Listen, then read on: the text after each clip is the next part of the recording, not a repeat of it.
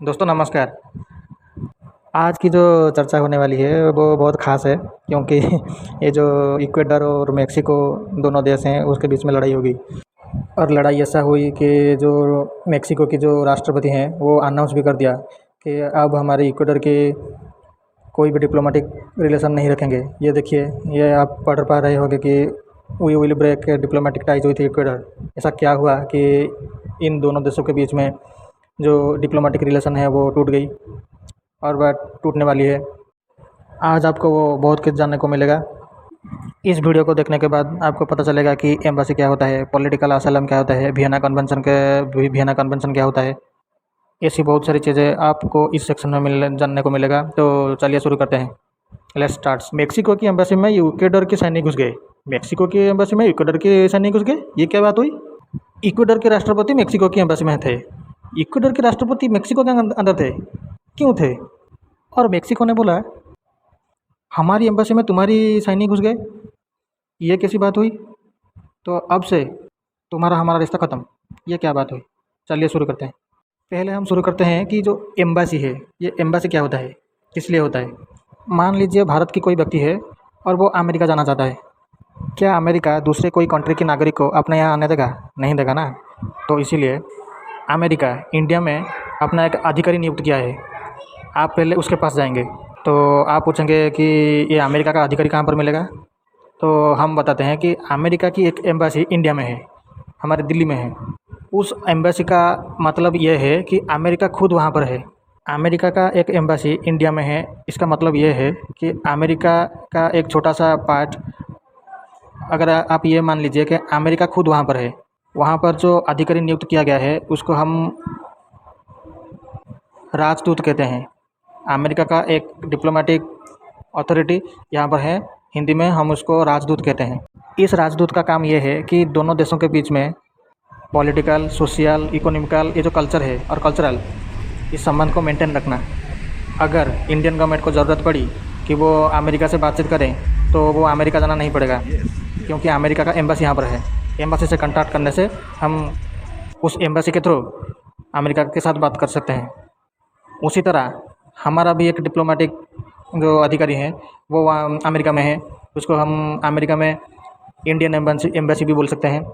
अगर हमारे नागरिक को कोई आवश्यकता पड़ी कि ज़रूरत हुई इंडियन के गवर्नमेंट को कांटेक्ट करने के लिए, तो वहाँ वो हमारे जो एम्बेसी है वहाँ पर कांटेक्ट संपर्क कर सकता है।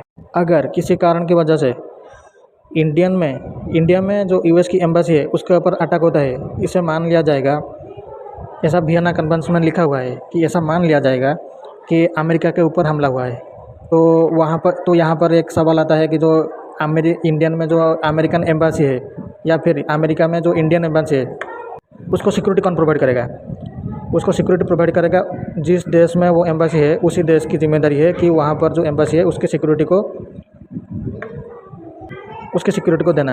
इसका मतलब ये मान लीजिए कि जो अमेरिका की एम्बेसी है जो इंडिया में, इंडिया की ये जिम्मेदारी बनता है कि उस एम्बेसी को प्रोटेक्ट करना।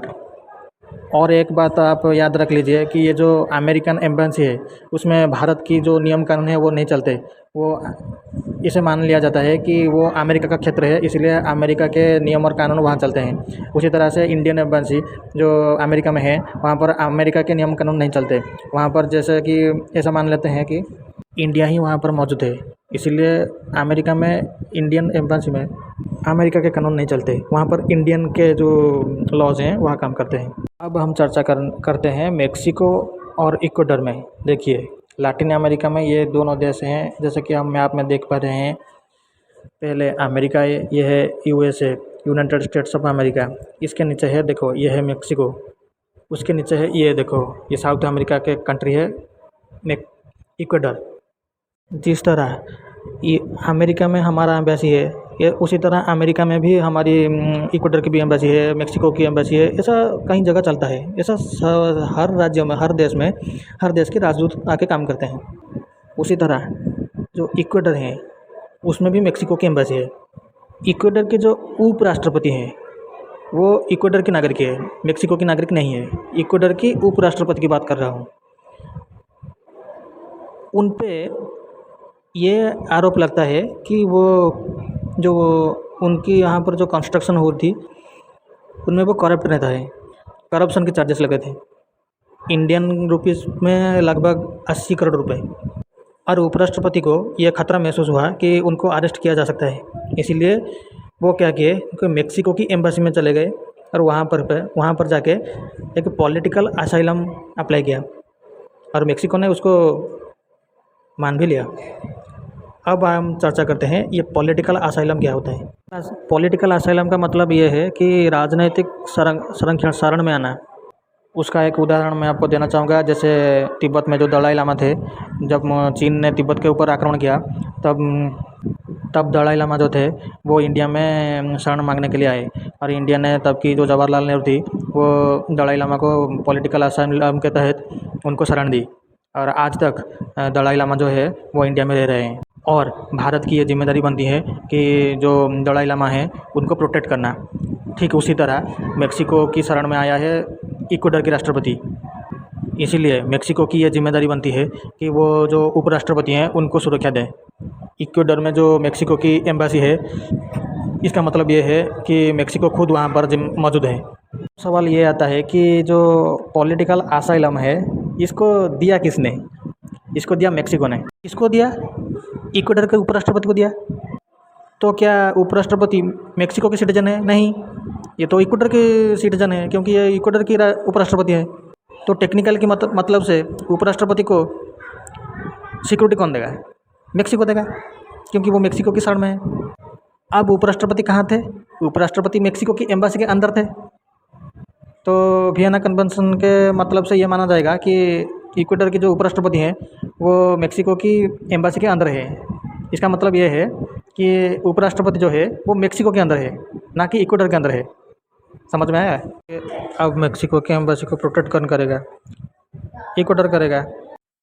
ये बात तो वो मूवी जैसा हो गया जिसमें जो अजय देवगन है वो सन ऑफ सरदार मूवी में, जब तक वो घर के अंदर है और तब तक वो हमारे मेहमान है और जब वो घर के बाहर आएगा तो हम उसकी पिटाई करेंगे। जब तक वो उपराष्ट्रपति जो है इक्वाडोर की मेक्सिको के एम्बेसी के अंदर है तब तक वो पॉलिटिकल इम्यूनिटी के तहत सुरक्षित हैं। जब वो बाहर आएंगे हम उनको गिरफ्तार कर लेंगे। लेकिन यहाँ पर बात उल्टा हो गया। जो इक्वाडोर की जो पुलिस थी वो क्या किया है, इक्वाडोर में जो मेक्सिको की एम्बेसी थी उसमें घुस गए, जो कि जो वियना कन्वेंशन है उसके खिलाफ है। इसका मतलब ये हुआ कि मेक्सिको जो है उसके घर में मिलिट्री घुस गई। क्या ये बात सही है? मान लीजिए जो दलाई लामा है इंडिया में, चाइना हमारे अरुणाचल प्रदेश में घुस करके दलाई लामा को ले जाए, ये बात उसी तरह की है। तो ये थी सारी मामला। आशा करता हूँ आप सबको ये बात अच्छी तरह से समझ में आई होगी। अगले एक वीडियो में हम चर्चा करेंगे वेनेजुएला और अमेरिका के बारे में, और अमेरिका ने क्यों वेनेजुएला के ऊपर सैंक्शंस लगा करके रखा है। तब तक के लिए जुड़े रहिए हमारे साथ। नमस्कार।